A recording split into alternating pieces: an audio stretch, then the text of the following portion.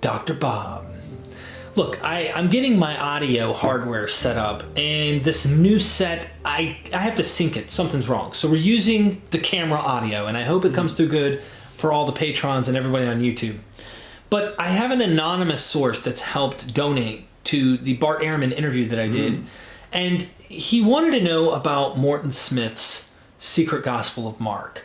And he asked, does Bart Ehrman think it was a forgery?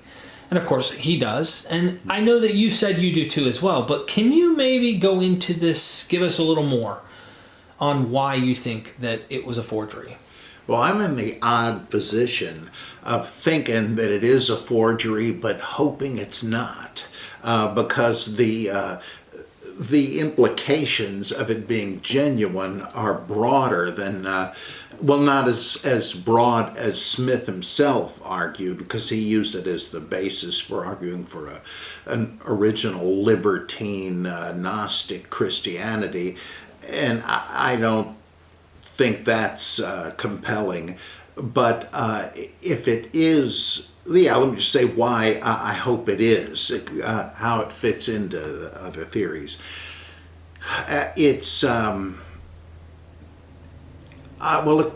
Stephen Huller has pointed out, that there are certain passages in it that are very similar to those in from just quotes we have, though we don't have the whole text, of the Gospel of Basilides, a 2nd century Gnostic, and from the Gospel according to the Egyptians, which we just have snippets of, I think, from Clement of Alexandria. And these things often went under different names.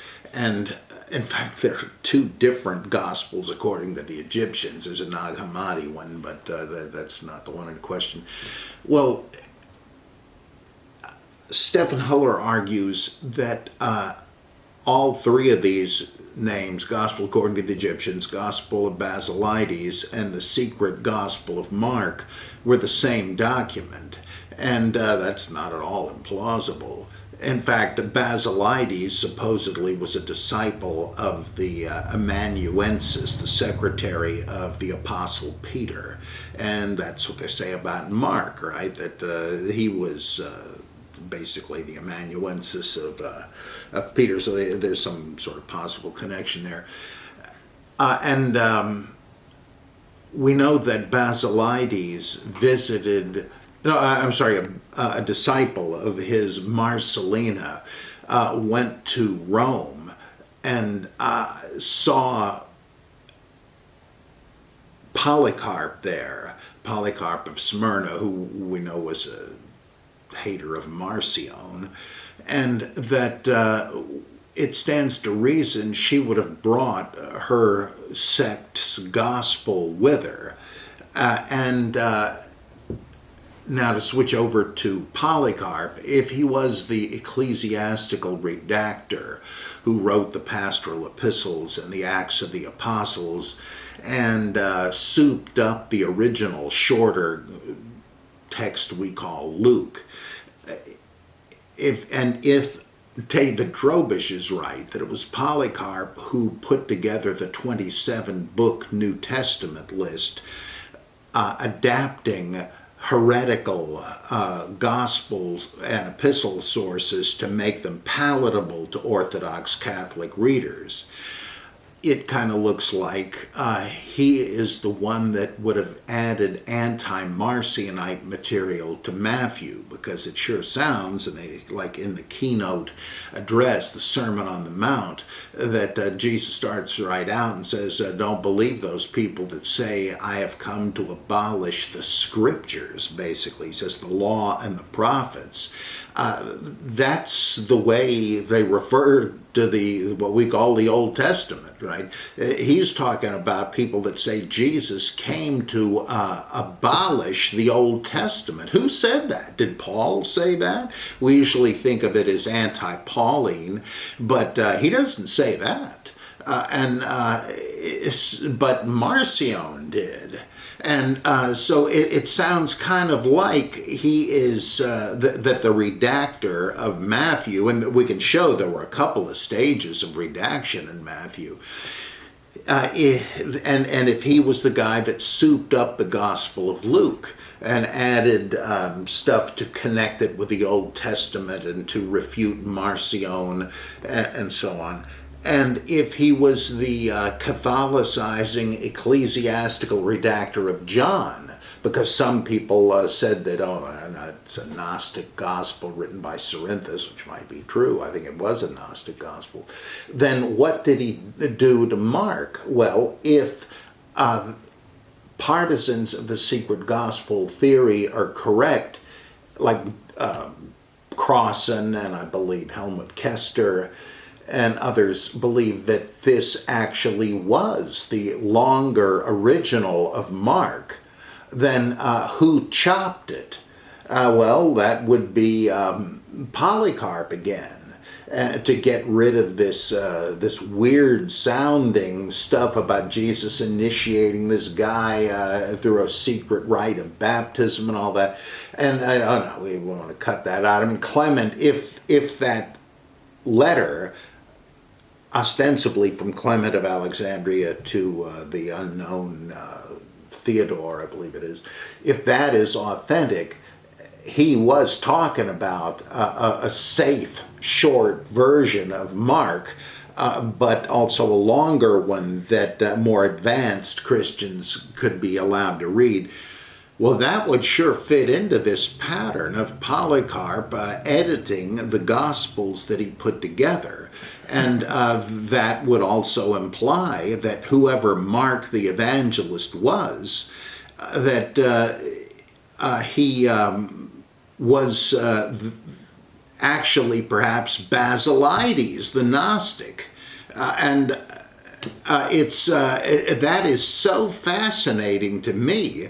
I hope the secret gospel is not a hoax.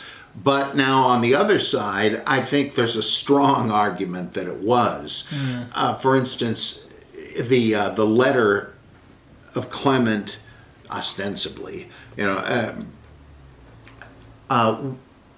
is very short, and it on the one hand, the gospel text that it quotes sounds like kind of like a ransom note in movies. They cut out the letters from different magazines and all that and put them together. Well, it sounds like it's called a cento, a bunch of Bible passages taken out of context and combined, like the epistle to the Laodiceans. That's I think it was published in what was the name of it?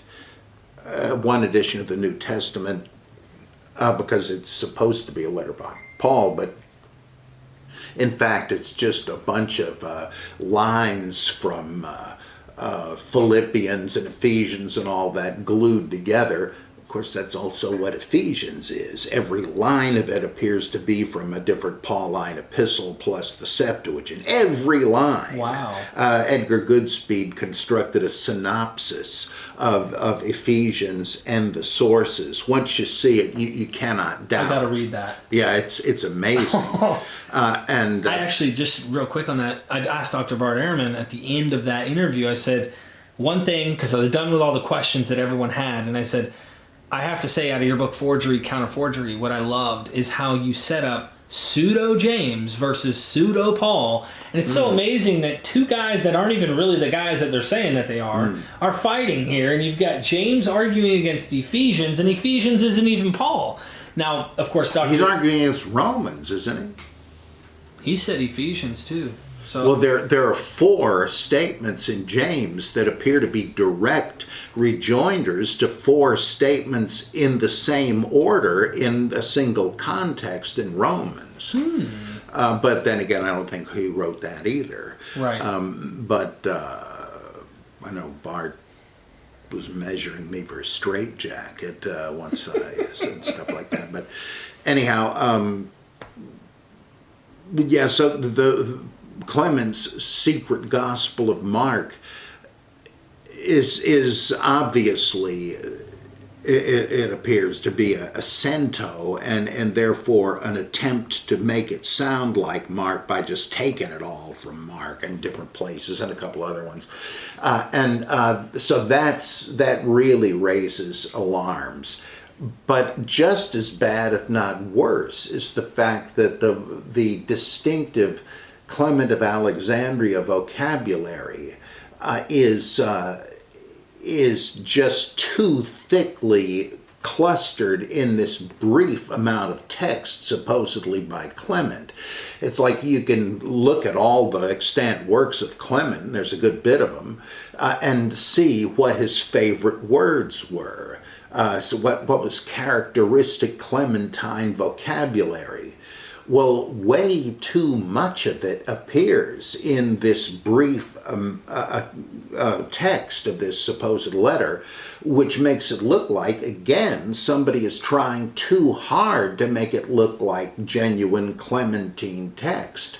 And I have to admit these things, and then you can go at a collateral circumstantial evidence about Morton Smith himself, how he used to be part of a gay Episcopal or Anglican group who, to entertain themselves, used to create spurious scriptures and all sorts of stuff. It just seems to me that the verdict has to be that it was a fake, and that Morton Smith was just trying to throw out a test. Let's see if you can spot what I've done here.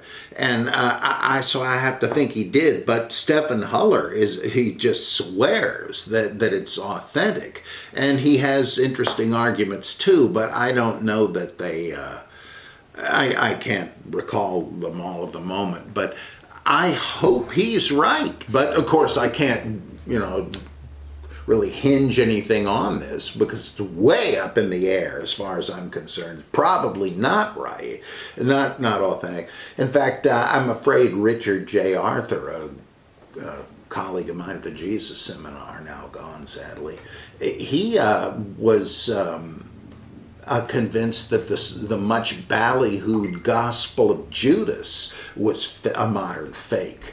And he agreed with me that the forger was probably, I'm thinking of a similar name that's wrong, Marvin